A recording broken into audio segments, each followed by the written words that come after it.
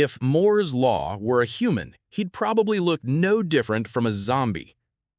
Over the past 20 years, hundreds of famous analysts have taken turns headlines declaring Moore's law is dead. Yet time and again, semiconductor engineers pull out a new ultimate move to resurrect it, dragging it out of the grave to keep on running. Today, I'm going to take everyone back down the timeline to witness the epic, death-defying saga of the most complex calculating machine in the universe. Chapter 1. The Golden Age and the First Death, 1965 to 2004. Back in 1965, Gordon Moore, co-founder of Intel, noted that the number of transistors on a chip would double roughly every 2 years. This observation became the holy grail driving the IT world for nearly half a century. Smaller transistors meant faster, cheaper computers. But then, the first hard wall slammed down in 2004. This was the era when Intel tried to push the Pentium 4 clock speed past 4 GHz. The result? The chip got so ridiculously hot you could practically fry an egg on it. Electrons were moving too fast, generating massive heat accumulation, and clock speeds hit an immediate ceiling. Moore's law looked ready to die its first death. The resurrection. Engineers made a swift countermove. Instead of forcing a single core to run faster, they shifted to multi-core architecture, putting multiple CPU cores together to share the workload at lower speeds. This gave birth to the dual-core and quad-core concepts to fight another day. Chapter 2. The Quantum Wall and the Second Death, 2011. After surviving that, the chip industry kept shrinking circuitry lines until they approached the 20-nanometer mark. This time, physics slapped engineers right in the face. Flat 2D planar transistors could no longer contain the electrical current. Electrons began teleporting through walls due to a quantum phenomenon called quantum tunneling. Power leaked, chips lost the ability to control their on-off states, and Moore's law was completely stuck. The resurrection. In 2011, Intel revived it once again with FinFET technology. They tore up the flat transistor structure and turned it into a 3D fin rising above the surface.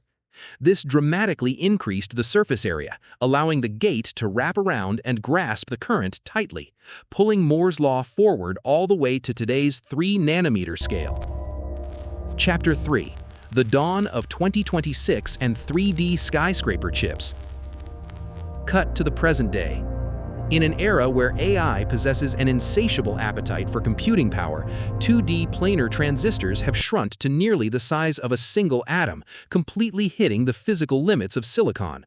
Many predicted that this time, the Moore zombie wouldn't survive. But just recently, in mid-2026, a research team from the University of Illinois, alongside giants like TSMC, Intel, and IBM, published a groundbreaking paper in the journal Nature. They discovered a way to achieve flawless monolithic 3D integration for the first time ever. Instead of trying to squeeze transistors horizontally, they pivoted to building chips like 3D skyscrapers. By using ultra-thin silicon membranes under 10 nanometers thick, they stacked circuit layers directly on top of one another using a low-temperature process under 200 degrees Celsius, keeping the underlying wiring from melting. This expands storage and data pathways vertically, boosting bandwidth by 10 to 100 times, with a manufacturing yield of nearly 100%. And fighting tooth and nail using exactly this philosophy is Huawei. After being cut off by the West from advanced chip-making machinery, Huawei chose to outmaneuver the game with brilliant chip stacking architecture. They took two 7-nanometer or 14-nanometer processors, stacked them vertically, and linked them through a high-speed internal interconnect network. This revs up the total performance to match a Western 5-nanometer single-plane chip. What does this tell us? It tells us that the definition of Moore's law has fundamentally changed. The focus has shifted from shrinking individual components, more, into the era of more than more, an era where power doesn't come from being smaller, but from the sheer brilliance of spatial stacking and hybrid architecture. But do you know what?